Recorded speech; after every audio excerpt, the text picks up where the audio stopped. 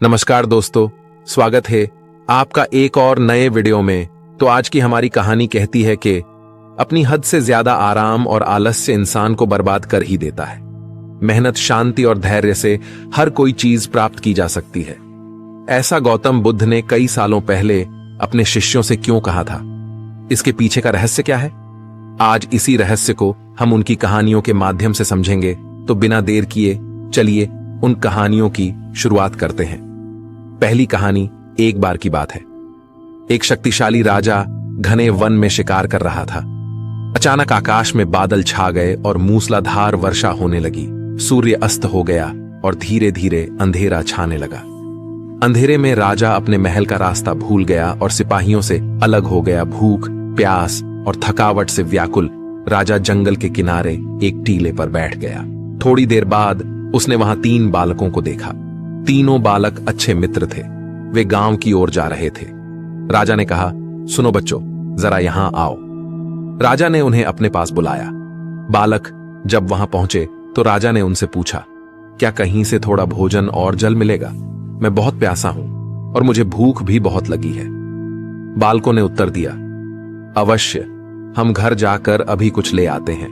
वे एक गांव की ओर भागे और तुरंत राजा के लिए जल और भोजन ले आए। राजा बच्चों के उत्साह और प्रेम को देखकर बहुत प्रसन्न हुआ। राजा बोला, प्यारे बच्चों, तुम लोग जीवन में क्या करना चाहते हो? मैं तुम सबकी सहायता करना चाहता हूं। कुछ देर सोचने के बाद एक बालक बोला, मुझे धन चाहिए। मैंने कभी 2 समय की रोटी नहीं खाई है, कभी सुंदर वस्त्र नहीं पहने हैं, इसलिए मुझे केवल धन चाहिए। राजा मुस्कुराकर बोले, ठीक है, मैं तुम्हें इतना धन दूंगा कि जीवन भर सुखी रहोगे। ये शब्द सुनते ही बालकों की खुशी का ठिकाना न रहा। दूसरे बालक ने बड़े उत्साह से पूछा, क्या आप मुझे एक बड़ा सा बंगला और घोड़ा गाड़ी देंगे? राजा ने कहा, अगर तुम्हें यही चाहिए तो तुम्हारी इच्छा भी पूरी हो जाएगी। तीसरे बालक ने कहा, मुझे ना धन चाहिए ना ही बंगला गाड़ी। मुझे तो आप ऐसा आशीर्वाद दीजिए जिससे मैं पढ़ लिख कर विद्वान बन सकूं और शिक्षा समाप्त होने पर मैं अपने देश की सेवा कर सकूं। तीसरे बालक की इच्छा सुनकर राजा बहुत प्रभावित हुआ। उसने उसके लिए उत्तम शिक्षा का प्रबंध करवाए। वह परिश्रमी बालक था, इसलिए दिन रात एक करके उसने पढ़ाई की और बहुत बड़ा विद्वान बन गया। और समय आने पर राजा ने उसे अपने राज्य में मंत्री पद पर नियुक्त कर लिया। एक दिन अचानक राजा को वर्षों पहले की उस घटना की याद आई। उन्होंने मंत्री से कहा, वर्षों पहले तुम्हारे साथ जो 2 और बालक थे, अब उनका क्या हाल चाल है? मैं चाहता हूं कि एक बार फिर मैं एक साथ तुम तीनों से मिलूं। अतः तुम कल अपने उन दोनों मित्रों को भोजन पर आमंत्रित कर लो।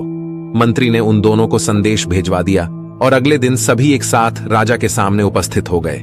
आज तुम तीनों को एक बार फिर साथ देखकर मैं बहुत प्रसन्न हूं। इसके बारे में तो मैं जानता हूं, पर तुम दोनों अपने बारे में बताओ। राजा ने मंत्री के कंधे पर हाथ रखते हुए जिस बालक ने धन मांगा था बहुत दुखी होते हैं बोला, राजा साहब, मैंने उस दिन आपसे धन मांगकर बड़ी गलती की। इतना सारा धन पाकर मैं आलसी बन गया और बहुत सारा धन बेकार की चीजों में खर्च कर दिया। मेरा बहुत सा धन चोरी भी हो गया और कुछ वर्ष में ही मैं वापस उसी स्थिति में पहुंच गया जिसमें आपने मुझे देखा था। बंगला गाड़ी मांगने वाले बालक भी अपना रोना रोने लगा। महाराज, मैं बड़े ठाठ से अपने बंगले में रह रहा था, पर वर्षों पहले आई बाढ़ में मेरा सब कुछ बर्बाद हो गया और मैं भी अपने पहले जैसी स्थिति में पहुंच गया। उनकी बातें सुनने के बाद राजा बोले, इस बात को अच्छी तरह गांठ बांध लो। धन संपदा सदा हमारे पास नहीं रहते, पर ध्यान जीवन भर मनुष्य के काम आता है और उसे कोई चुरा भी नहीं सकता। शिक्षा ही मानव को विद्वान और बड़ा आदमी बना सकती है, इसलिए सबसे बड़ा धन विद्या ही है।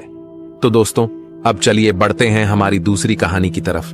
एक बार की बात है, महात्मा बुद्ध की सबसे प्रिय और निकटतम शिष्य आनंद कहीं जा रहे थे। रास्ते में उसने देखा कि एक अधेड़ उम्र का आदमी चट्टान पर बैठा रो रहा है। ये देखकर आनंद वहीं रुक गए और उस आदमी के पास जाकर उससे उसकी उदासी का कारण पूछा। उस आदमी ने अपने आंसू पोंछते हुए कहा, मैं पास के गांव में रहने वाला एक बदकिस्मत व्यापारी हूं। मैं जो भी काम करता हूं वह गलत हो जाता है। व्यापार की चाह में मैंने अपनी मां और पत्नी के गहने खो दिए, अपना परिवार खो दिया और अब अपना भी घर और खेत गिरवी रख दिया है। मुझे लगता है कि मेरी किस्मत खराब है।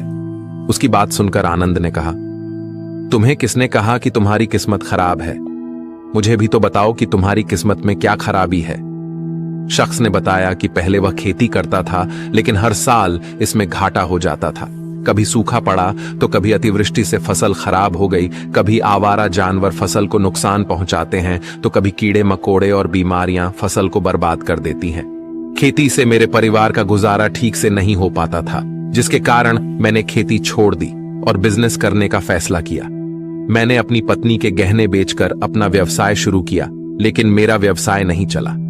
शुरुआत में मेरे परिवार के सदस्यों ने मेरी आर्थिक मदद की और मेरा समर्थन किया, लेकिन जैसे ही मुझे घाटा होने लगा, मेरे परिवार के सदस्यों ने भी मुझे छोड़ दिया और उन्होंने मुंह मोड़ लिया मुझसे। अब वे मुझे देखकर नजरें फेर लेते हैं और अपने परिवार की गरीबी और दुर्दशा के लिए मुझे जिम्मेदार ठहराते हैं। अब मुझे लगने लगा है कि मेरा जीवन निरर्थक है।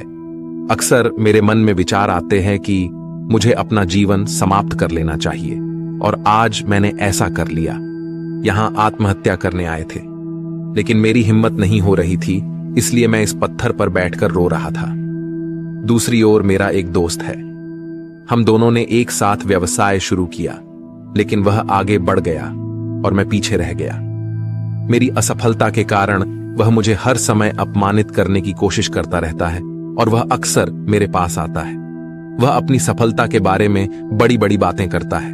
वह मेरे परिवार को बताता है कि उसने कितनी मेहनत करके इतना बड़ा व्यवसाय खड़ा किया है, और वह अक्सर मुझे, मेरी पत्नी और मेरे माता पिता को अपने फलते फूलते व्यवसाय की कहानियां सुनता है, जिससे मेरा परिवार प्रशंसा करता है। लेकिन वे मेरे बारे में बुरा बोलते हैं। वे मुझे निकम्मा और कमजोर दिमाग वाला कहते हैं। मेरी पत्नी और माँ मुझे हर बात पर ताना मारते हैं, जिससे मुझे बहुत दुख होता है, और कभी कभी मुझे अपनी असफलता पर गुस्सा आता है, लेकिन मैं समझ नहीं पाता क्या करें। यह सुनकर भिक्षु आनंद ने पूछा, आपको किस बात से दुख होता है? आपकी अपनी असफलता या आपके मित्र की सफलता? सवाल सुनकर उस आदमी ने एक पल सोचा और फिर कहा, सच बताऊं तो मुझे अपनी असफलता पर उतना दुख नहीं होता जितना अपने दोस्त की सफलता पर होता है। भिक्षु आनंद ने अगला प्रश्न पूछा, यदि आपका मित्र व्यवसाय में असफल हो जाता और आप सफल हो जाते, तो क्या आप खुश होते? व्यक्ति ने कहा, हां, मुझे बहुत खुशी होगी।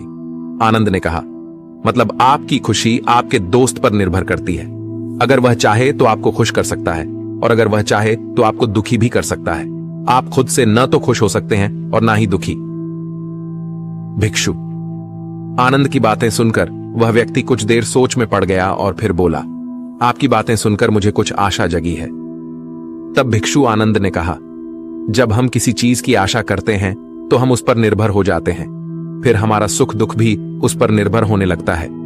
इसलिए सबसे अच्छा है कि आप खुद से ही उम्मीद करना शुरू कर दें। जब आप ऐसा करते हैं और साथ ही मेहनत और ईमानदारी से काम करते हैं, तो आपको सफलता जरूर मिलेगी। आप सोचते हैं कि आपका दोस्त आपको नीचा दिखाने के लिए आता है, वो आपको दुखी करने के लिए आता है, लेकिन अगर आप ईमानदारी से सोचें तो वो जो बातें कहता है वह सच होती है। आपको उनके संघर्षों और अनुभवों के बारे में बताता है। आप उन चीजों से बहुत कुछ सीख सकते हैं। आपको उनका आभारी होना चाहिए कि आपको घर बैठे इतने सारे अनुभव मिल रहे हैं। उन अनुभवों का लाभ उठाएं, नई शुरुआत करें, ईमानदारी से काम करते रहे, कभी नहीं हार मानो। एक दिन तुम्हें सफलता अवश्य मिलेगी। आज तुम इसे दुर्भाग्य या बुरा समय कह रहे हो, एक दिन बदलेगा और इसके साथ ही तुम्हारी सोच और विचार भी बदल जाएंगे। और देखिए, जब आपका अच्छा समय शुरू होगा तो आपके दोस्त भी आपको उसकी सफलता की कहानी नहीं बताएंगे। फिर उससे आपको अपनी असफलताओं और परेशानियों के बारे में बताने दें, ताकि आप उसकी बात सुनकर भ्रमित हो जाएं। आपका आत्मविश्वास हिल जाता है और आप गलत निर्णय ले सकते हैं, लेकिन उस समय भी आपको अपनी बुद्धि का इस्तेमाल करना होगा और खुद पर भरोसा रखना होगा। जिस तरह आज आपका दोस्त आपको दुखी करने के लिए आएगा, उसी तरह वह उस समय भी आपको बनाने के लिए आएगा, क्योंकि जैसे तुम्हें उसे दुखी देखकर आनंद आता है, वैसे ही उसे भी तुम्हें दुखी देखकर आनंद आता है। उस व्यक्ति ने कहा, आप सही कह रहे हैं, लेकिन मुझे सबसे बड़ा दुखी यह है कि इसमें मेरे परिवार के लोग भी शामिल हैं। दरअसल मैं अपने परिवार के लिए अच्छा करना चाहता था और उन्हें खुश रखना चाहता था, लेकिन वह मेरी बात भी नहीं समझ रहा है।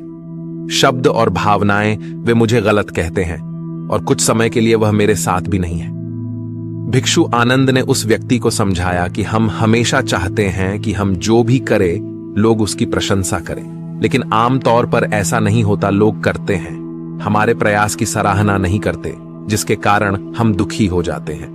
हमें लगने लगता है कि हमारे दोस्त, रिश्तेदार और परिवार के सभी सदस्य स्वार्थी हैं। लेकिन अगर आप किसी को अपना परिवार मानते हैं और उनके लिए कुछ करना चाहते हैं तो आप ऐसा क्यों सोचते हैं? आप दूसरों के लिए कुछ कर रहे हैं।